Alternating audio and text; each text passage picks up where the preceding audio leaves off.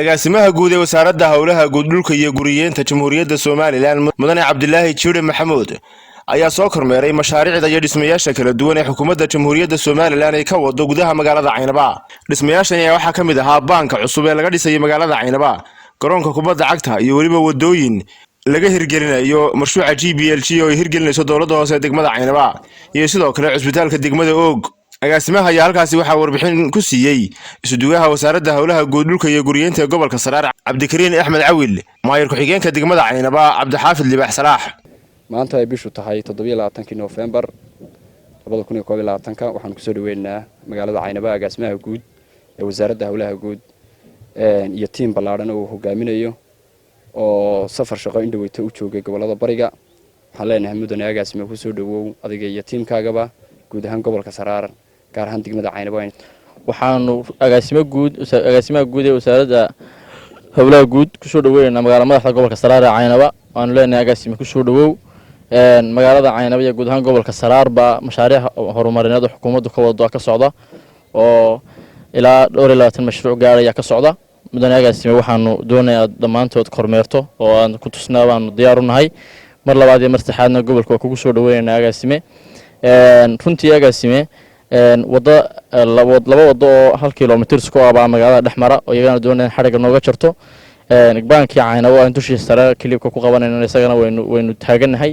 agaasimaha guud ee wasaaradda howlaha guud dhulka iyo guriyeenta Mudane Cabdilaahi Jiire Maxamuud iyo agaasimaha waaxda dhismaha ee wasaaradda howlaha guud Injineer Axmed Haybe Culujoog ayaa ka warbixiyay kormeerkan ay ku soo mareen mashaariicda kala duwan ee xukuumaddu ka hirgelinayso gobolka Saraar. mudane agaasime kormeerkeennii howleed ee shaqo aan wadanay waxaan maanta ku joognaa dhismaha baanka Caynaba ee gobolka Saraar.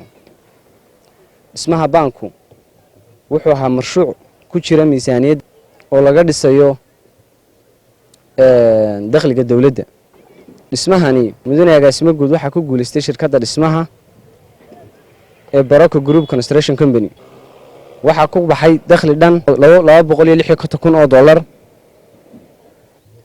waxaanu saaka ku sugannahay degmada Caynaba ee xarunta gobolka Saraar oo runtii ka mid ahayd safarkayga ama socdaalkayga shaqo aanu baryahanba ku marinay gobolada Sool iyo Sanaag baanu soo maray oo soo gabagabaynay. sida maayirku inoo sheegay waxaa ka socda mashaariic aad fara badan asaga gobol ahaan. waxaanu maanta joognaa xaruntii gobolka oo Caynaba ah. waxaanu hadda ku sugannahay bangigii degmada Caynaba oo runtii dakhli fara badan iyo tacab fara badan ay dawladdu gelisay. mashaariicdii sanadkanna ah waxay bilowday bishii 6 ee sanadka. waxaa ku guuleysatay shirkadda Baraka Group waa dhismaha labada fooq ah lacag $250,000 baa dhismaha ku baxday.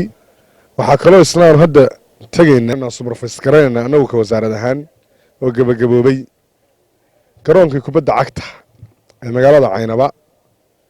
waxaanu kaloo iyana tegi doonaa oo aan maanta tagaynaa 2 wado oo kiiloomitir ah oo magaalada dhexmara oo wasaaradda howlaha guud supervisionkeeda iyo hawsheeda gacanta ku hayso ahna mashaariicdii GBLG ee degmada Caynaba. Jaamac Boodacade warbaahinta qaranka Soomaaliland Caynaba.